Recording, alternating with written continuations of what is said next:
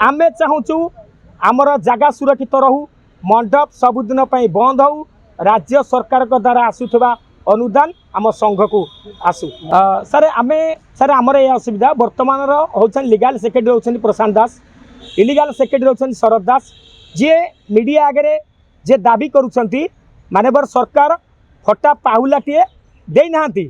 किंतु पूर्व सरकार 47 कोटी टंका उत्कल दृष्टि संघ को प्रदान करते जो आमर 400 दिव्यांग व्यक्ति मान रही पारे जमी वृद्धाश्रम जो मैंने कर्मजीवी ये मैंने सब रही घर तीरे किंतु एमाने दर्शेले आम खेल पड़िया नष्ट होची विभिन्न प्रकार ग्राउंड केवल कल्याणी मंडप बंचेवाई कल्याणी मंडप बंचिले जो आमर केयारटेकर रश्मि रंजन साहू सी उपकृत हे प्लट पर प्लट किणवे आउ से माने जो रश्मि रंजन साहू ठारू पीसी ने बाकी यही मंडप रहिबा द्वारा स्कूल ट्रेनिंग सेंटर बाधा प्राप्त होची द्वारा जो गेस्ट रूम रोची से गेस्ट रूम रे विभिन्न झील माने गर्भवती होचनी से गर्भवती हवा द्वारा जड़े व्यक्ति वर्तमान जे सभापति सुधांशु बलकर सांग से जेल जाइथिले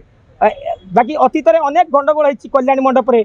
खारबलनगर थाना को टंका दे से केस को चपई दि जाए जिते आम भितर गंडगोल हुए पुलिस की आसती समाधान करने किंतु ये जो रश्मि रंजन साहू टंका दे से केस को दबानी आम कथा किसी बुझती विशेषकर थाना आउ जड़े रश्मि रंजन बाबू अच्छा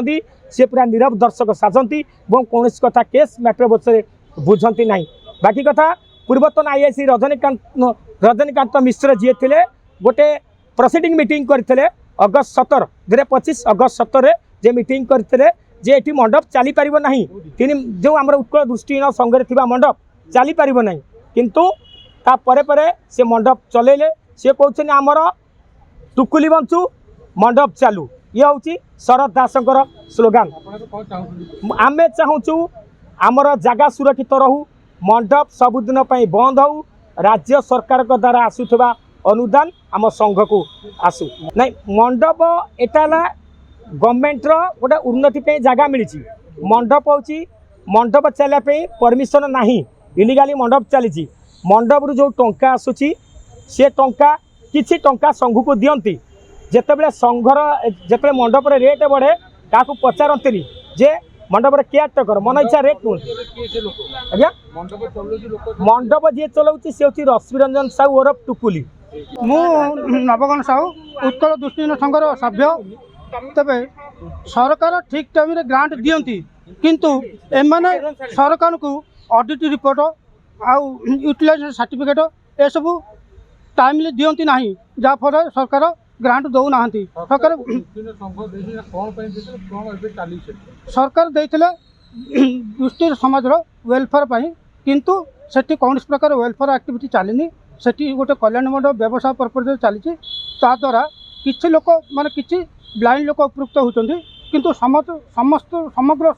समाज से वंचित रोच आमर सरकार को अनुरोध जगह सुरक्षित रहू एवं सेठू कल्याण मंडप हटा जाऊ आ 2024 मसीहा अक्टोबर 6 तारीख जो इलेक्शन होता से इलेक्शन अनुसार जो बड़ी थी से उपस्थापन करा सब माने रही पड़ी रही से कार्य से किसी ना संघ दिखाई कौन से सभ्य आसो